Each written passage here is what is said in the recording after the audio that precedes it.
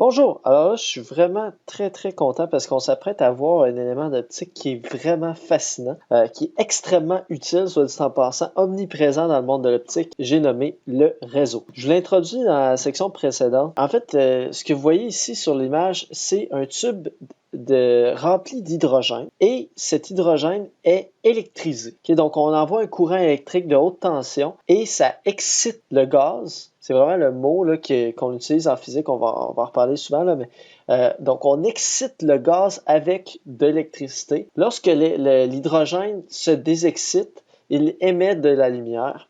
Et en fait, on peut démontrer qu'il émet 4 couleurs précises, 4 couleurs pures. Vous avez ici les 4 couleurs qui sont émises. Vous avez un violet, vous avez un autre violet, vous avez un bleu turquoise et vous avez un rouge. C'est les 4 couleurs pures émises par l'hydrogène électrisé. Mais par contre, quand vous le regardez à l'œil comme ça, l'hydrogène électrisé, vous voyez juste une lueur violet.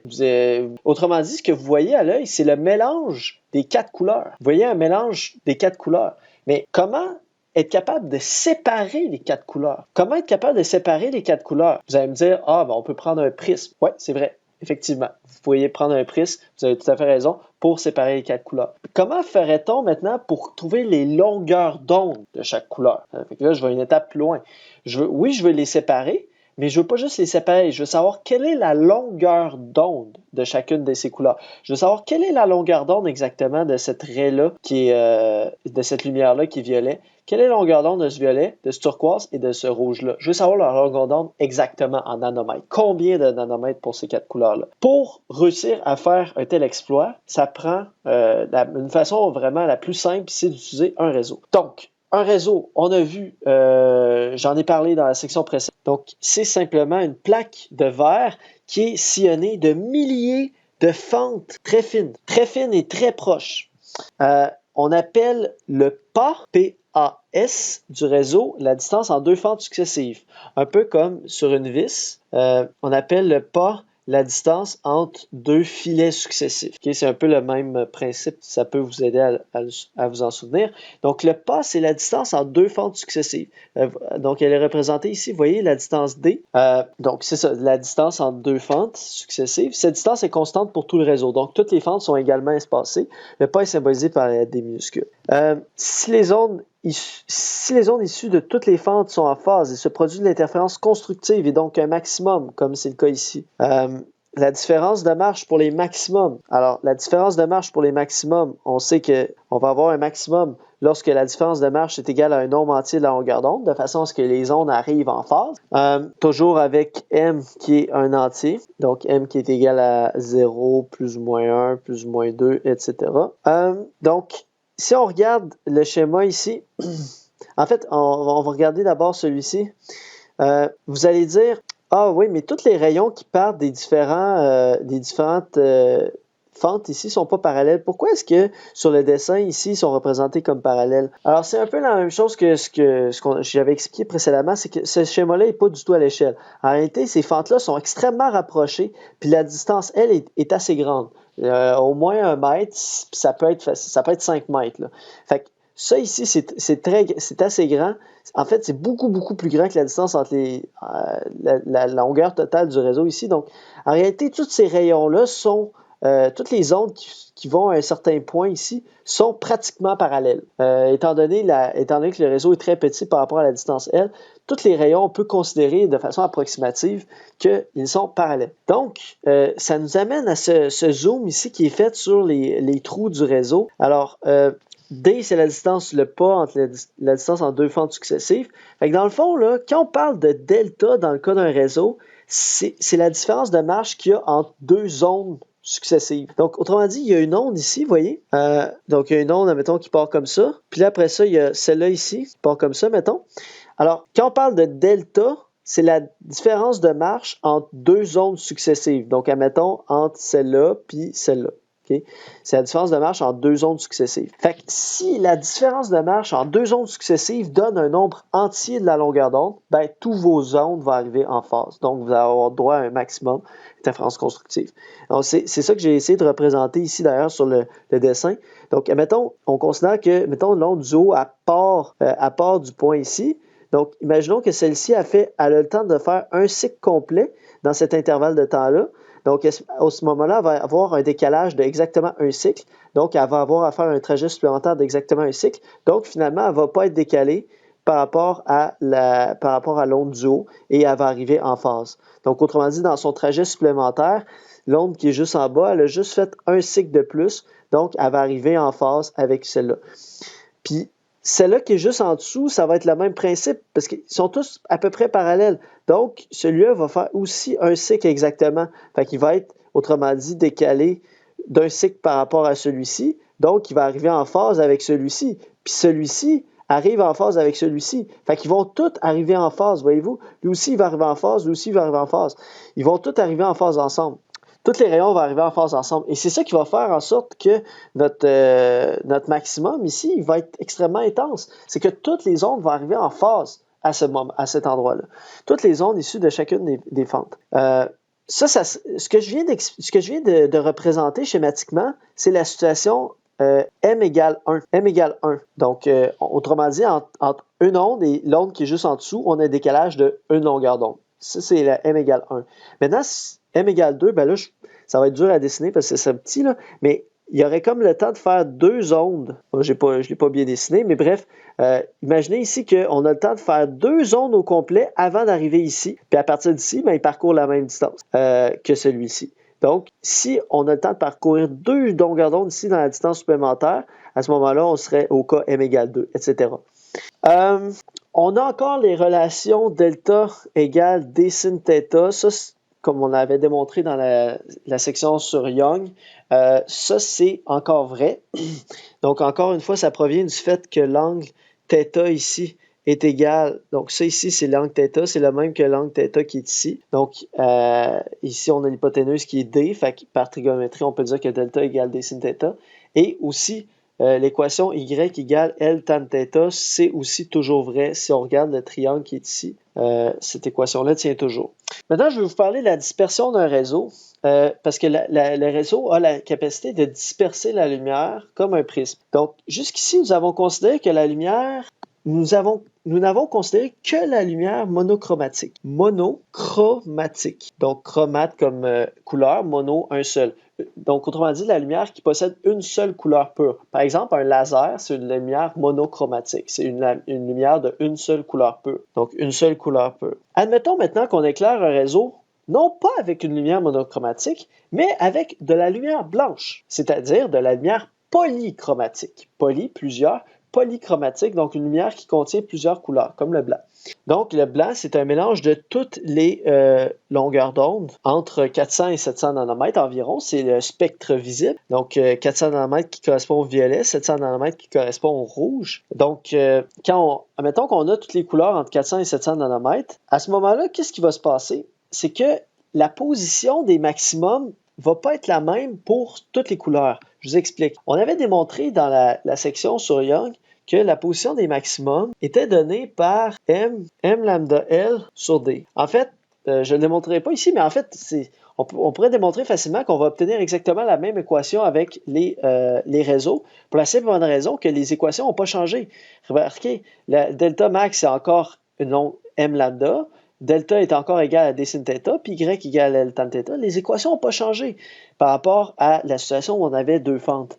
Donc, ça va mener à la même équation pour la position des maximums. Donc, M lambda L sur D. Alors, qu'est-ce qu'on remarque? C'est que, bon, le maximum central, au centre, ça va être blanc. Pourquoi? Parce que le centre, ça va être un maximum pour toutes les longueurs d'onde. Autrement dit, pour peu importe la longueur d'onde, au centre ici, ils vont arriver tous avec un décalage nul. Autrement dit, toutes les ondes, on imagine encore une fois que tout ça, c'est très, très, très, très petit. Donc, finalement, la différence de marche entre toutes les ondes pour se rendre au centre, c'est pratiquement négligeable. Donc, la différence de marche est nulle. Donc, tous les ondes arrivent en phase. Donc, et ça, peu importe la longueur d'onde, peu importe la couleur, vous allez toujours avoir une différence de marche qui va être nulle au centre. Donc, vous allez toujours avoir un maximum de l'interférence constructive, donc un maximum, donc une tache brillante. Fait que vous allez avoir une tache brillante pour le rouge, pour le jaune, pour le vert, pour le violet, pour le bleu.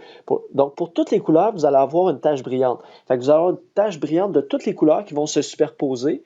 Fait que finalement, vous allez avoir un mélange de toutes les couleurs, ça va vous donner blanc. Donc, au centre, vous allez avoir une tache blanche. C'est ça qui est représenté ici. Donc, le maximum central, m égale 0, est blanc, car c'est un maximum pour toutes les longueurs d'onde. Mais les maximums latéraux, quand je dis latéraux, ça veut dire tous les autres maximums à part m égale 0, donc m égale 1, m égale 2, m égale 3, etc. Tous les maximums latéraux sont à différentes positions dépendamment de leur longueur d'onde. Pour vous prouver, regardez encore une fois cette équation, l'équation des maximums. Regardez, si je change la longueur d'onde, donc si ce paramètre-là, il change, la position à laquelle va se produire le maximum ne va pas être la même. Si je change la longueur d'onde, la position ne sera pas la même. Si je considère le même ordre, là, je considère le même M. Évidemment, le L et le D ne changent pas, parce que ça dépend juste du système qui est en jeu. Mais si on change la longueur d'onde, bien forcément, ça va changer la position où va se produire le maximum. Fait que ça veut dire que pour toutes les différentes couleurs, on va avoir des positions qui vont se faire à des positions différentes. Donc, autrement dit, les maximums latéraux sont à différentes positions dépendamment de leur longueur d'onde. Donc, autrement dit, de leur couleur. Donc, autrement dit, tous les maximums vont se produire à des couleurs, toutes les couleurs différentes vont avoir des maximums à des positions différentes.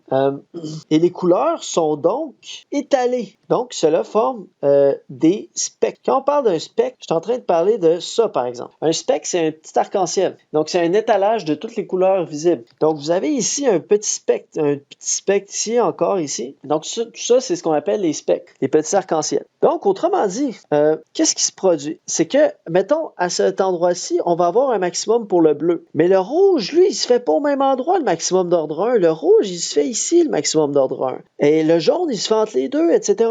Les maximums de chaque couleur vont se produire à des positions différentes. Donc, finalement, on va avoir le maximum bleu, après ça, le maximum vert, le maximum jaune, le maximum orange, le maximum rouge. Donc, on va avoir tous les maximums qui vont s'étaler à différentes positions. Donc, on va avoir la formation d'un spectre. Et ici, je veux vous faire remarquer quelque chose. Donc, ici, on va avoir l'ordre 0. Ici, on a comme séparé les différents ordres. Il y a l'ordre 1 qui va se produire en haut et en bas. Remarquez ici que les spectres sont comme inversés. Le bleu, le violet, en fait, c'est celui qui est plus proche du centre. Mais quand on est en bas, c'est aussi le violet qui est plus proche du centre. Donc, vous voyez que ces deux-là, ils sont comme symétriques. Ensuite, l'ordre 2 va être étalé sur une encore plus grande distance. Et ensuite, on a l'ordre 3 qui va se produire. Mais si on fait cette expérience-là, en réalité, donc on envoie de la lumière blanche ici. Donc, admettons, je vais dessiner une ampoule. Elle envoie de la lumière blanche. Il y a le réseau ici. Qu'est-ce qui va se produire sur l'écran ici? Ce qu'on va voir en réalité, c'est ce qui est dessiné ici sur le dernier dessin à droite. C'est-à-dire qu'en fait, tous ces phénomènes-là vont se produire simultanément. Donc, autrement dit, l'ordre 0, l'ordre 1, 2, 3 vont tous se produire simultanément.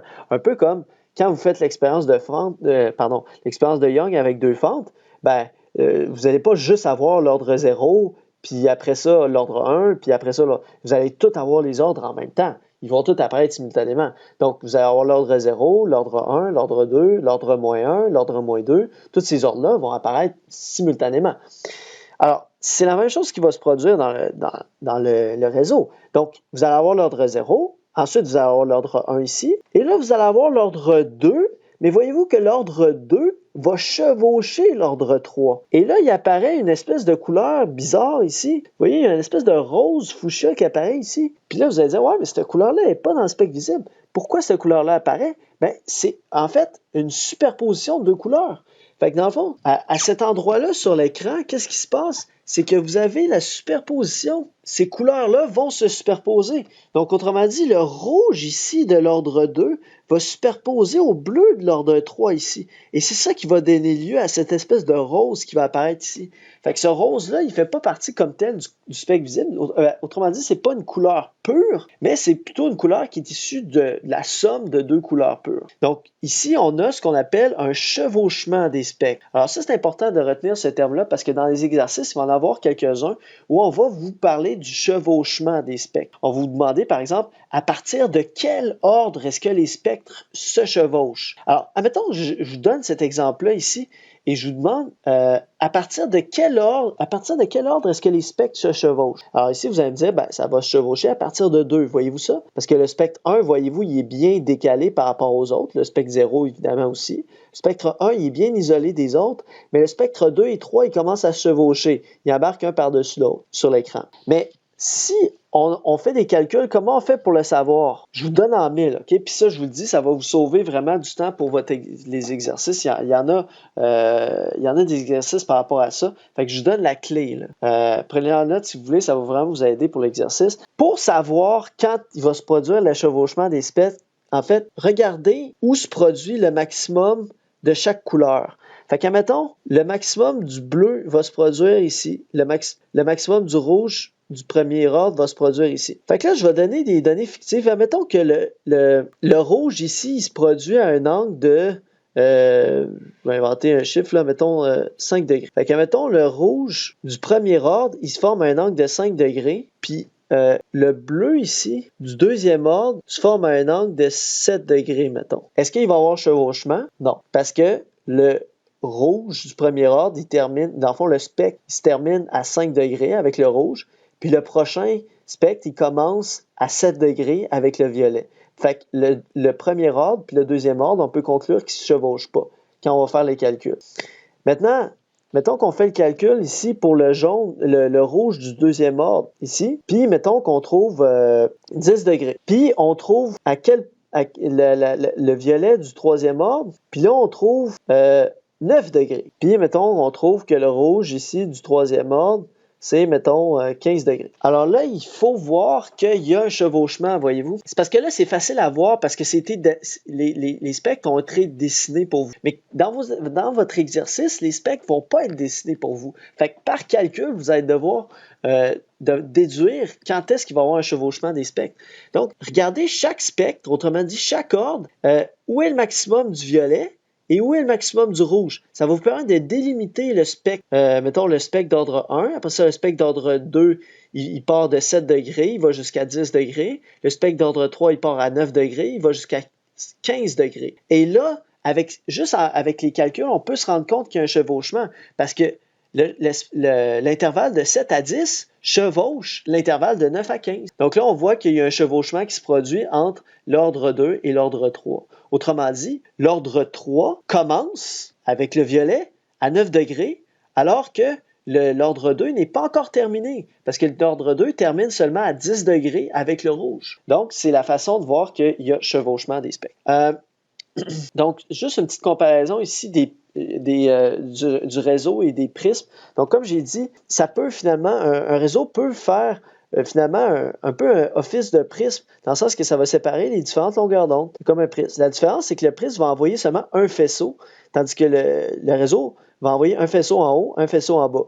Et la différence aussi, c'est que le réseau va, aussi au centre, il va avoir du blanc, parce que toutes les couleurs vont avoir un maximum au centre. Un autre exemple de réseau que vous connaissez tous, c'est le disque optique. Que ce soit un CD, DVD, Blu-ray, peu importe, les disques optiques, agissent comme des réseaux. Et c'est ça qui donne lieu aux magnifiques couleurs qu'on a lorsqu'on regarde un CD. Évidemment, c'est pas le CD lui-même qui émet cette couleur-là. C'est la lumière qui réfléchit.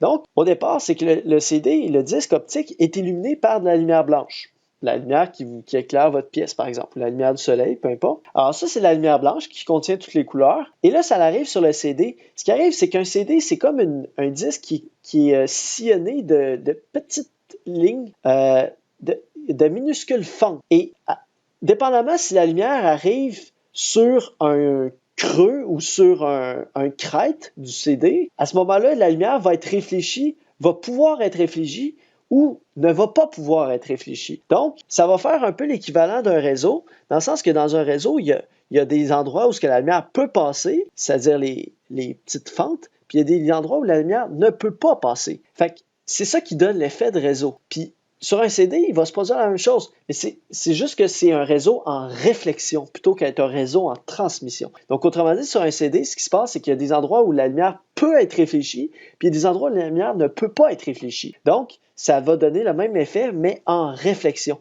Alors que nous, ce qu'on a parlé jusqu'à maintenant, c'est des réseaux en transmission, c'est-à-dire la lumière est transmise, puis les couleurs sont envoyées comme de l'autre côté du réseau. Tandis que pour un CD, c'est comme ça revient vers l'arrière. On aura peut-être la chance de le faire en laboratoire, le réseau, d'utiliser un disque optique comme réseau. Donc, application des réseaux, c'est justement identifier les longueurs d'onde émises par exemple, l'hydrogène électrisé. Et ça, on aura la chance de faire ça en laboratoire. Vous allez voir, c'est vraiment, vraiment fascinant. Donc, on va identifier les longueurs d'onde qui sont émises par l'hydrogène électrisé. Mais on peut identifier n'importe quelle longueur d'onde. Ça pourrait être un autre gaz. Okay? À place de l'hydrogène électrisé, ça pourrait par exemple être du sodium. Et là, on aurait d'autres raies, puis on pourrait identifier ces longueurs d'onde. À ce stade-ci, je vais faire une pause et au retour, on va faire un petit exemple de calcul.